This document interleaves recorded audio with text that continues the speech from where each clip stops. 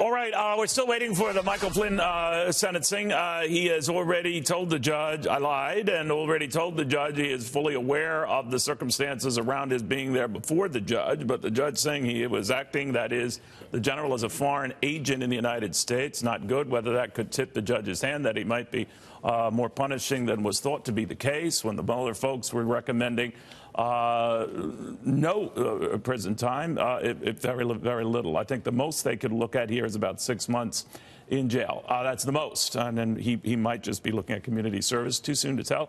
They're in recess for another few minutes, and then this all resumes. So it's gotten a little complicated. Charlie Gasparino here. This is among the many, like you and I were saying, all those outside uncertainties, right? Yeah, I mean, this is less of an uncertainty in the sense that we kind of know.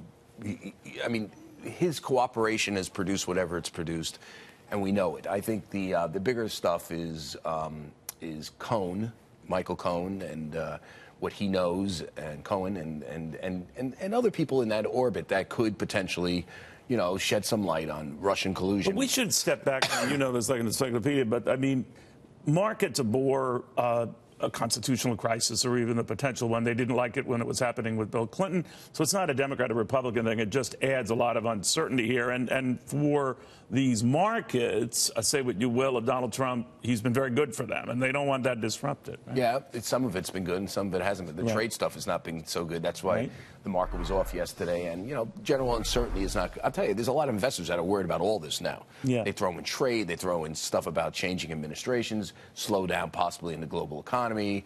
Federal Reserve overdoing it. And the Gaspo trade. Of course. Yeah. Bringing all this up every day. Every day. Every minute of the day. Tweeting It's like you almost enjoy it. I enjoy it. Yes, okay. I'm Dr. Evil. Where shall I begin? Donald What Trump. are the other factors, though, weighing on these guys? I mean, they have no idea where this is going to end, right? You know, I was out with a bunch of fairly sophisticated traders last night, investors. They have a lot of money in the markets, and one broker who deals purely high net worth, billionaires. Gasparino crap. Definitely not me. But anyway, if you knew the names, you know it's not me. But in any event, the sentiment, I know the market's up 300 points today or whatever. The sentiment is pretty negative right now for all those reasons. So, you know, what's interesting is you don't need that much to push when you have negative sentiment, when the herd, and George Soros writes about herd mentalities a lot. When the herd is going a certain way, you don't need a lot of negative sentiment to push it even further. And I tell you, right now, one of those things is a shoe to drop on Mueller that directly relates to Trump. Another thing is we don't have a trade deal with China. We're at each other's throats. Some evidence that the economy is slowing down, the corporate that the corporate tax cut is already baked in. It's not coming in the future. We're not going to get much bang for the buck going forward. I'm not saying all those things. The half-full glass version of that is that the Federal Reserve is less inclined to and by the way, corporate earnings, because it's such a massive tax cut, could increase next year. And so, I mean, that's the two sides. And right now, the negatives are winning out, not the positives. Let me switch to Les Moonves and not getting a penny of that $120 million severance package. No, I told you. I mean, so what's likely to happen now? He's likely to sue.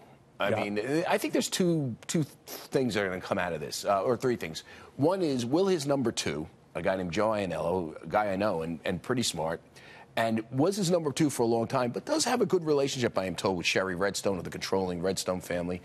Will he become the permanent CEO? And I hear he's got a good shot. It's not a done deal. It's the board's decision. And by the way, he hasn't been tainted with any of this other than he was Les's number two. I mean, no allegations against him. So that's one. The other thing is, I think, do they release the findings of the probe? There is language in the separation agreement between Les and CBS that they can. The third thing is, will Les sue? And I'll tell you, or take it to arbitration. Another big question mark. You know, Neil, I've been telling you this for months. When the minute he left, that they're going to try to deny it. I heard that from inside. How do you try to deny it? You have to show something that he did wrong that's contemporaneous to his current contract. A lot of these sexual alleged indiscretions occurred prior contracts many years ago, actually before he was married to Julie Chen. So we're talking, you know, maybe over a decade ago. You need to show something current wrong. What they showed that was currently wrong, which he denies, is that he lied to the investigators. He can take them to court and fight for that money, saying it wasn't a lie, and they can hash it out in arbitration, and theoretically he can get money. I could tell you this: the board thought this was the best way to handle it, to find something to deny him, and if they have to give him money, let the arbitrator force their hand, because with the optics of them. And then they're absolved of any of their responsibility. Well, think about it. The board turns around and said, "Listen, we said no. It's not on our conscience." I can't imagine him not getting something. I don't know. I mean, you would think. Yeah. Remember, lying to the investigators is an objectionable fact, but he's saying he's not, and he's saying that this is all miscommunications and misunderstanding, and they were looking for stuff. And I could clearly tell you they wanted to find something. It's like the IRS. If the IRS wants to audit anybody, right, they're going to find something. You can find something somewhere, and that's kind of where they were with this. Like, they were looking for something. And apparently they didn't have to look hard. Well, they found misstatements. Right. They didn't find contemporaneous, alleged indiscretions that were contemporaneous to his current contract. Okay, gotcha. All right, thank you very, very much, my friend.